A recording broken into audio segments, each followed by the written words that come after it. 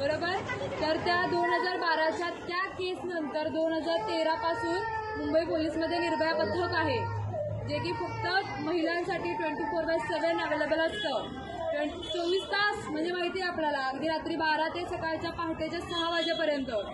त्या वेळेमध्ये सुद्धा मी कसं सांगू पोलिसांना किंवा मी कसं घराच्या बाहेर पडू हा विचार मनात आणायचा नाही. डायरेक्ट 100 नंबर 103 नंबरला फोन करायचा. तुम्ही जिथं कुठेही असाल पोलीस गाडी तिथं येणार. मुंबई पोलीस खूप अलर्ट आहे. तुम्ही भांडणं वगैरे केल्यानंतर कॉल करत असाल, गाडी येते ना कोणी केलं का नाही फोन, बरेच कॉल करतात. तर तुम्ही असंही तुम्हाला कधी अडचण असेल तर तुम्ही फोन केला तर गाडी येणार, किंवा तुम्हाला शक्य असेल तर तुम्ही पोलीस स्टेशनला येऊ शकता. ठीक आहे. तर आता तुम्हाला मी थोडक्यात एक केसेस सांगते आणि त्याचे लॉ पण सांगते की आपल्यासाठी IPC मध्ये काय काय प्रोव्हिजन केलेले आहेत.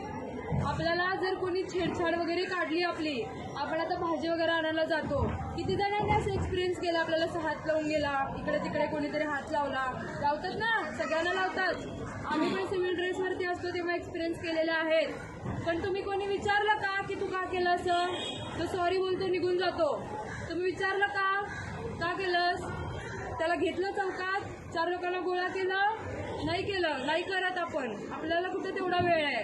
तो हात लावतो, अजून 4 जणींना निघून जातो. मग आपण त्याला सोडून द्यायचं असंच? तुम्ही जोपर्यंत त्याला घेऊन येणार नाही, हे प्रमाण कमी होईल का? मला तुम्ही सांगा, प्रमाण कमी होईल का? नाही होणार. तुम्ही अवेअर व्हा, तुम्ही त्याला घेऊन या पोलीस स्टेशनला. ह्या सगळ्या छोट्या छोट्या गोष्टी आहेत, पण तुम्ही जोपर्यंत इनिशिएटिव्ह घेणार नाही त्या गोष्टी बदलणार नाहीत. बरोबर आहे? समजतंय मी सांगितलेलं?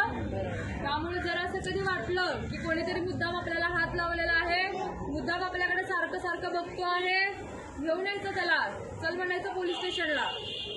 ठीक आहे. किंवा आता एक एक्झाम्पल सांगते. भाजी आणायला एक गेली होती महिला, ती म्हणते की टमॅटो कसे आहेत, तर त्यानंतर तो म्हणतो, म्हणजे त्याने किंमत वगैरे सांगितली, पण ती बोलते नरम आहेत थोडे, जरा कडक दाखव.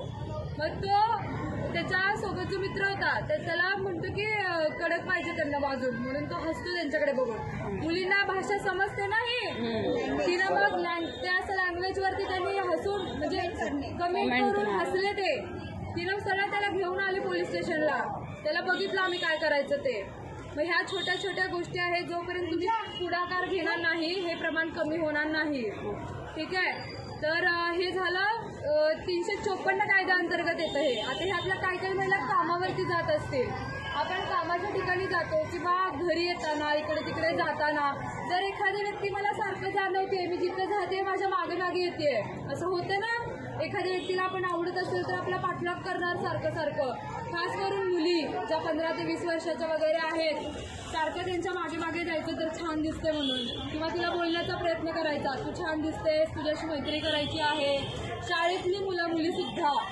त्यामुळे आपण आपल्या मुलांकडे जास्त लक्ष द्यायचं. ते घरी आल्यानंतर काय काय करतात आणि त्यांची संगत कशी आहे, ते कोणाकोणाच्या सोबत असतात, त्यांचं फ्रेंड सर्कल कुठलं आहे. बरोबर आहे? पटतंय मी सांगितलेलं?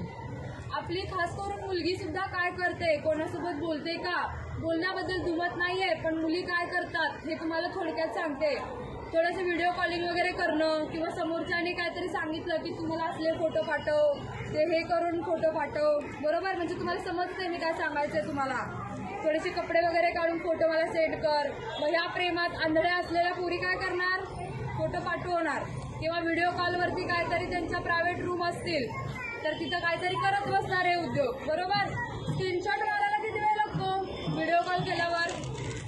मग ब्लॅकमेलिंग करणार परत, तुझे हे फोटो मी व्हायरल करेन, मग तू माझ्यासोबत राहा, नाहीतर मी तुझ्या घरच्यांना सांगेन.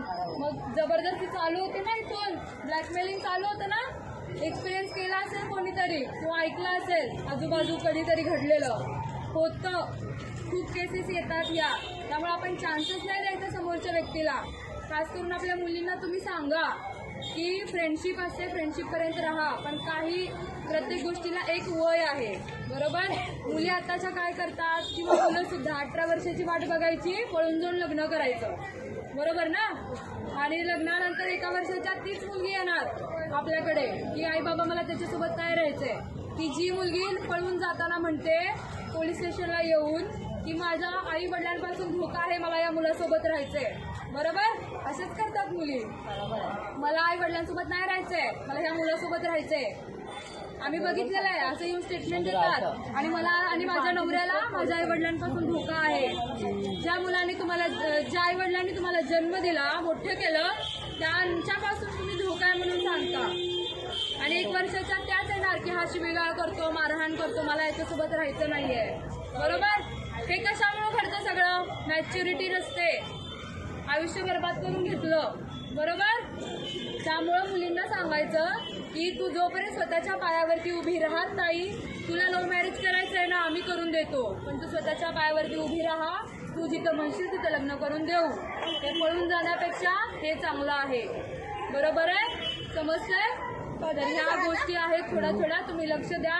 आणि आपल्या मुलांच्या सोबत आणि मुलींच्या सोबत आपण ॲज अ फ्रेंड म्हणून राहायचं. आई वडील जे इथं आहेत, वडिलांनी सुद्धा, म्हणजे जे पुरुष मंडळ आहेत त्यांनी सुद्धा, की आपण ॲज अ फ्रेंड म्हणून त्यांना ट्रीट केलो आणि त्यांना समजून सांगण्याचा जेवढा प्रयत्न करू त्या गोष्टी चांगल्या आहेत.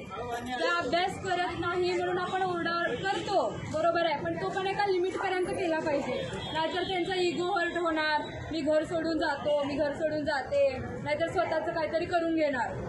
मग सुसाईड खूप सोपा मार्ग असतो. बरोबर? 18-20 वर्षाची मुलं खूप सुसाईड करतात. आम्ही स्वतः स्टेशन हाऊसला मी 18 वर्षाच्या मुलाचं सुसाईड घेतलेलं आहे, पहाटे 3 वाजताचं. ठीक आहे? मग ते जे बघणं काय असतं, आईवडिलांची काय परिस्थिती असते, आम्हाला सगळं माहिती आहे.